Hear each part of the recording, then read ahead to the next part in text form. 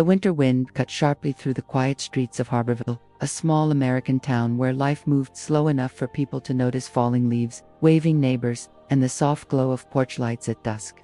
But on this particular evening, as the orange sun dipped behind the horizon, one figure stood out, a boy, no more than 13, sitting alone on the cold stone steps of the community library. His thin jacket offered little protection, his shoulders trembled, and his eyes, distant and heavy, held the kind of sadness that made even strangers pause. His name was Evan Carter, and while the world saw just another quiet kid, inside him raged storms no one could imagine. What made him different wasn't his silence, it was his story.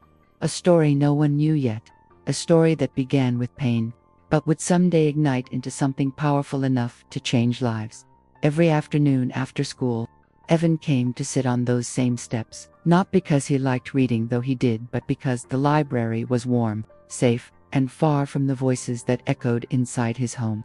The voices that blamed him for things he didn't understand, the voices that told him he was not enough, the voices that made him shrink a little smaller each day. On this day, he wasn't alone for long. "Cold out here, huh?" a soft voice said. Startled, Evan looked up to see Mrs. Thompson, the elderly librarian. She held a paper cup of hot chocolate, steam drifting from it like a whisper of comfort. "For you," she smiled. Kindness was something Evan was still learning to recognize, but he accepted it quietly, nodding in thanks. Their eyes met only briefly, but in that moment, she saw something she couldn't ignore. Something she had seen before in other children's fear disguised as loneliness. "You can come inside anytime," she added gently. "You don't have to sit out here." He hesitated. Home was a place he wanted to escape, but stepping inside warmth felt like something he didn't deserve. Still, he followed her. Inside the library, everything smelled of old books and cinnamon candles. A soft hush filled the air, like a blanket woven from silence and peace. Evan found a corner seat and curled into it, clutching the warm cup. That's when Mrs. Thompson placed a book on the table, worn out, edges frayed, cover faded. "The Mountain We Climb," Evan read in a whisper. "A story," she said, "about someone who used pain to become strong." He looked up at her, feeling a strange tug in his chest. "Sound familiar?" He didn't answer, but the truth glimmered in his eyes.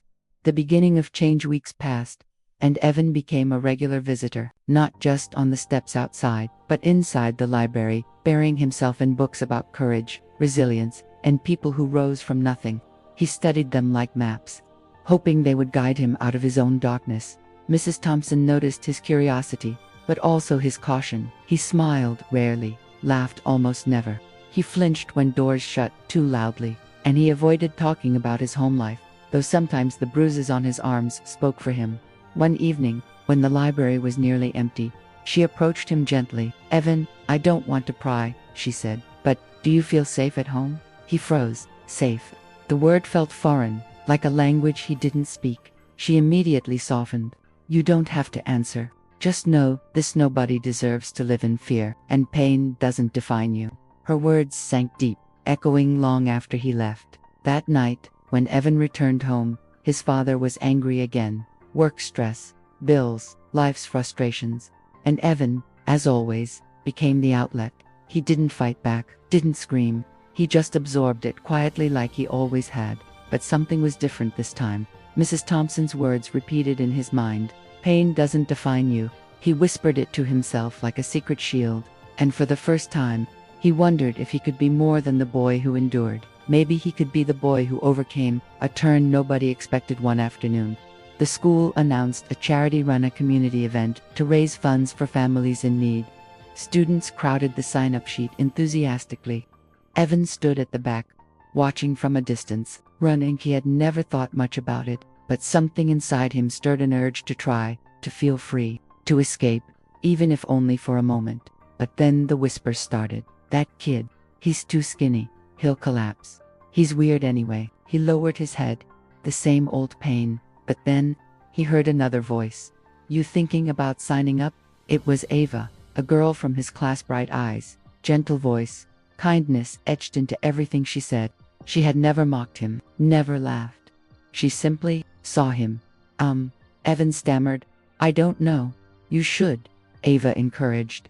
"I think you'd be good at it." No one had ever said that to him before. "I think you'd be good at it." Those words felt like sunlight warming a frozen heart. That night, Evan snuck out and tried running for the first time. The wind felt like freedom brushing against his face.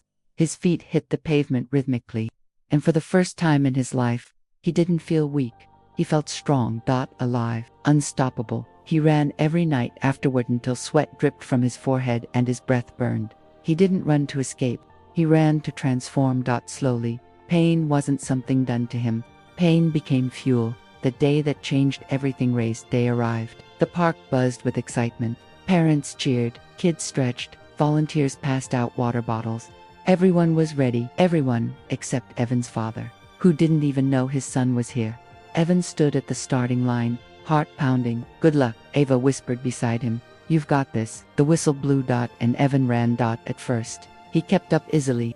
Then he passed a few kids, then more. His breathing steady, his feet sure, his heart steady but determined. But halfway through the race, he saw something terrible. A boy tripped and fell, twisting his ankle badly. The crowd gasped. Some kids slowed, some stared, but nobody stopped, except Evan. He came to a halt and knelt beside the boy. "Hey," Evan said gently. "Can you stand?" The boy shook his head, tears streaking his dirt-covered cheek. If Evan helped him, he would lose the race. If he ran ahead, he might win. He took one glance at the finish line. Then, he looked back at the boy.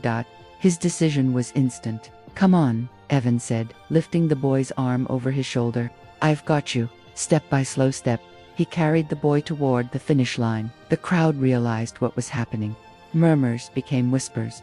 Whispers became cheers. Cheers became roars. By the time they reached the end, Evan was exhausted, but smiling. He didn't win the race, but he won something far greater. The hearts of everyone watching. Mrs. Thompson wept silently at the sight. Ava clapped the loudest. And even though his father wasn't there, the world finally saw who Evan truly was. A boy who turned pain into power, not by beating others, but by lifting someone else. A ripple of kindness after the race. Something unexpected happened. A local journalist approached him. "Why did you stop to help?" she asked curiously. Evan shrugged softly. "Because I know what it feels like when nobody stops for you." His words hit like lightning. That evening, the story went viral across the town. The next morning crossed the state. By the end of the week, it spread across the country. 13-year-old boy sacrifices victory to help injured runner. People everywhere were inspired. Schools shared the story. Churches talked about it. Parents told it to their children. The video of Evan carrying the injured boy gained millions of views, touching hearts worldwide. But the biggest change wasn't the fame. It was his father. For the first time in years, he saw his son not as a burden, not as a problem, but as someone brave, kind, and extraordinary. That night, he knocked softly on Evan's door. "I watched the video," he said quietly, his voice cracked. I didn't know you were hurting. I didn't know who you were becoming.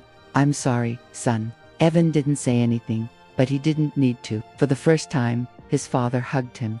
For the first time, Evan felt safe, and for the first time, pain began to loosen its grip. Years later, Evan grew stronger, taller, wiser. He continued running not for trophies, but for peace. And eventually, he turned his journey into something bigger. At 18, he created an organization called Power from Pain, helping kids who dealt with abuse, trauma, or loneliness. Kids like him. He visited schools, gave speeches, raised funds, and became a voice for those too afraid to speak. His message remains simple. Your pain is not your prison. It is your power. People across the USA and far beyond found hope in his story. And it all began with a small act of kindness. A boy helping another boy across a finish line. Evan's story wasn't about winning races. It wasn't about fame or applause.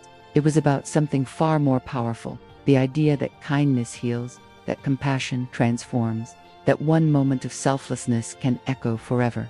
He proved that even the most broken hearts can become the strongest. He proved that pain can be shaped into purpose. He proved that one boy, one choice can change everything. And his journey reminds us all. Doesn't matter where you come from. What matters is what you choose to become. Because sometimes, the greatest heroes are just ordinary people who lift others when the world least expects it. But Evan's journey didn't end with founding Power from Pain.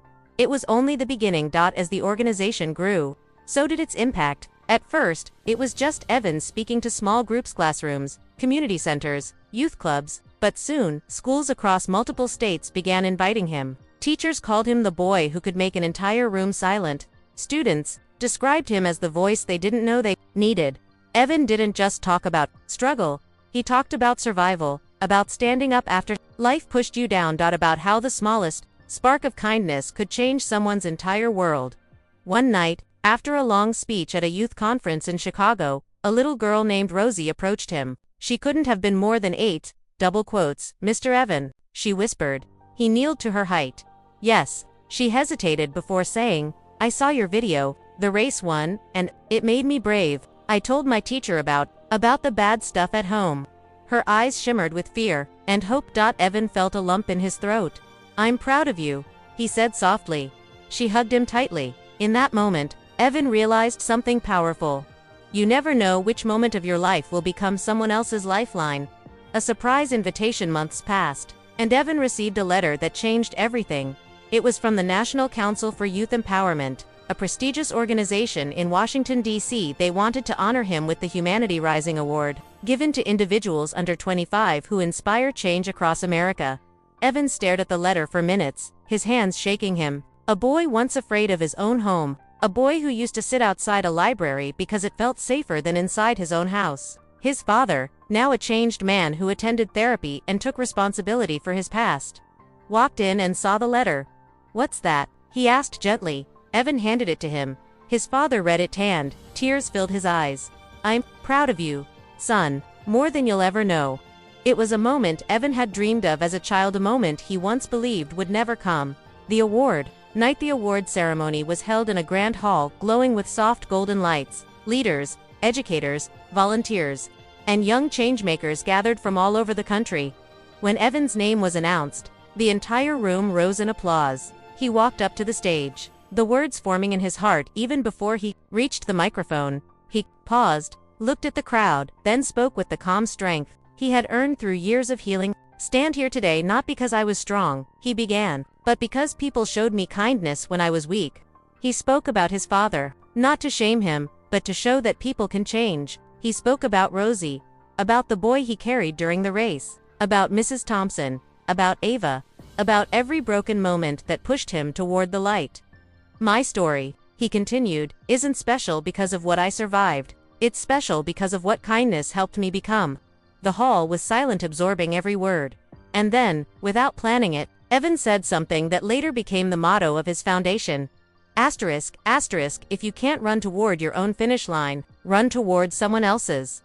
Because helping them might help you too. Asterisk, asterisk. The room erupted into applause.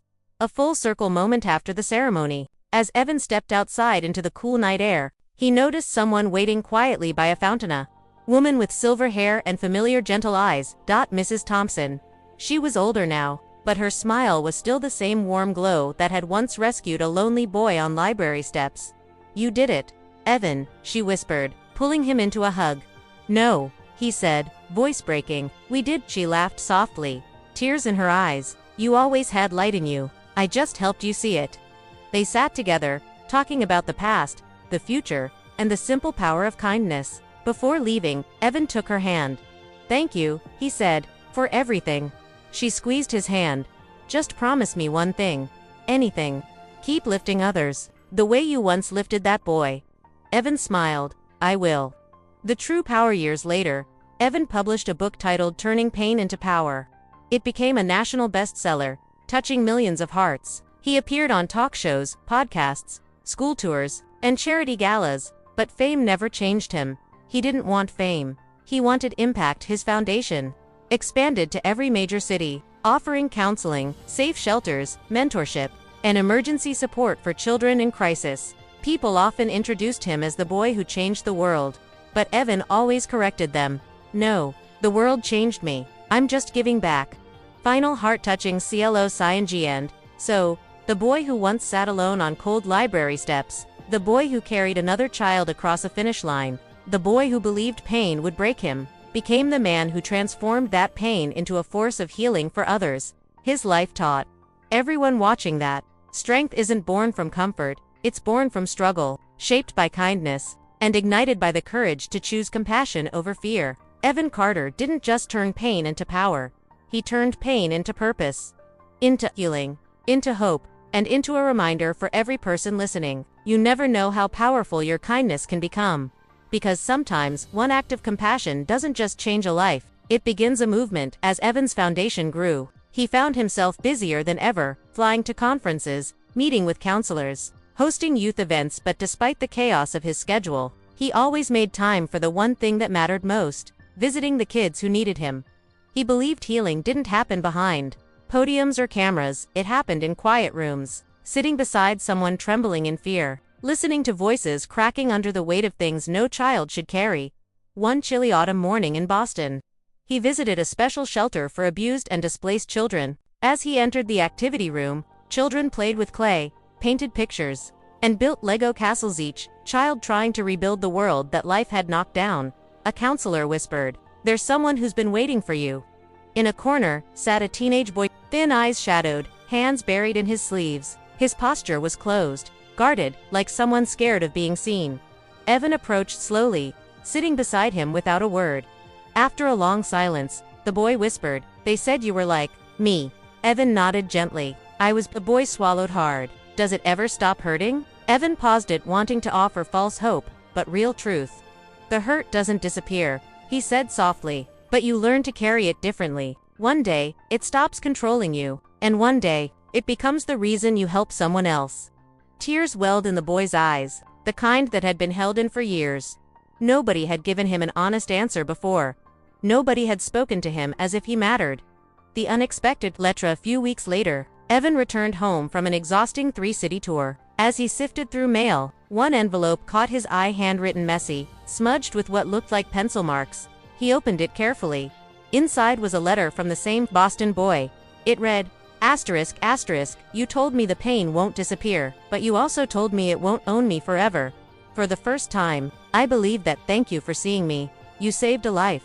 You saved mine. ****. Evan sank into his chair, overwhelmed, even after everything he had built, everything he had achieved. Moments like this made him realize the true depth of his purpose. He didn't need trophies. He didn't need awards. He didn't need fame. He just needed to keep showing up, because every time he did, a life shifted in the right direction, maybe even a life that someone else had given up on. A challenge that tested him again, but life, as it always does, threw another test. One evening while traveling for a speaking tour, Evan received a call. His father had suffered a severe heart attack. For a moment, Evan froze. Memories flooded, him yelling, the fear, the nights he hid in his room. He had forgiven his father, but healing wounds didn't erase scars. Still, without hesitation, he rushed to the hospital. When he reached the ICU, he saw his father, older, frailer, lines of regret carved into his face. Machines beeped steadily around him. The man who once seemed like a giant now looked small, fragile, breakable. His father opened his eyes. "Evan," he whispered, "I didn't think you'd come." Evan took a shaky breath. "Of course I came." His father's voice cracked. "I hurt you, more than anyone should ever hurt their child. I don't deserve your forgiveness." Evan held his hand gently. "Maybe not," he said honestly, "but you asked for help. You tried to change. That's enough." His father broke into tears, stares he'd never allowed himself to shed. In that moment, Evan understood something profound. Forgiveness isn't about erasing the past, it's about choosing not to let it poison the future. That night, Evan stayed by his father's side, holding his hand the way he once wished someone had held his. Pain had once been a chain around his childhood. Now, it was the reason he understood compassion so deeply. A new purpose emerges after his father recovered. He surprised Evan by asking if he could join Power from Pain as a volunteer. "I want to help the kids," he said, quietly, "so they don't grow up to be the man I was." Evan didn't hesitate. "Yes," he said simply.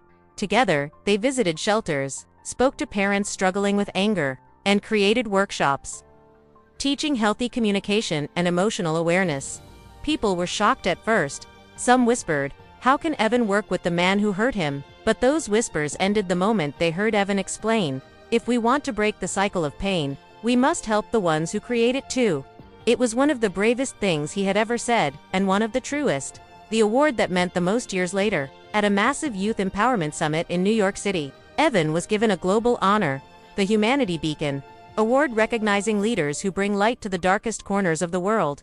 But when Evan walked on stage, he didn't talk about his achievements. He didn't talk about his organization. He didn't even talk about pain. He pointed to the front row, where his father sat with tears in his eyes. "This," Evan said, voice strong and steady, "is proof that even the deepest wounds can heal. My father didn't just apologize. He changed. And that change helped thousands of kids." He paused. "So if you take anything from my story, let it be this: humanity isn't about being perfect, it's about choosing kindness when it's hardest. It's about choosing compassion over resentment. It's about choosing healing over hate." The audience erupted into applause, many wiping tears. Evan stood there, soaking it in, not with pride, but with gratitude, because his journey had come full circle. He once was a boy defined by pain. Now he was a man defined by purpose. Final continuation, ending. A life tiernas for a media. As time passed, Evan continued touching lives, one act of compassion at a time. His foundation became a global movement. His message reached millions, but Evan always remembered where it all began. A cold library step, a cup of hot chocolate, a book about resilience, a librarian who saw him, a girl who believed in him, a race where he chose kindness over victory. He learned that pain could break you, or it could build you. It could imprison you, or it could empower you. It all depended on what you chose to do with it. And so, Evan Carter lived his life proving one thing: pain is not the end of your story. Sometimes, it's the beginning of your power.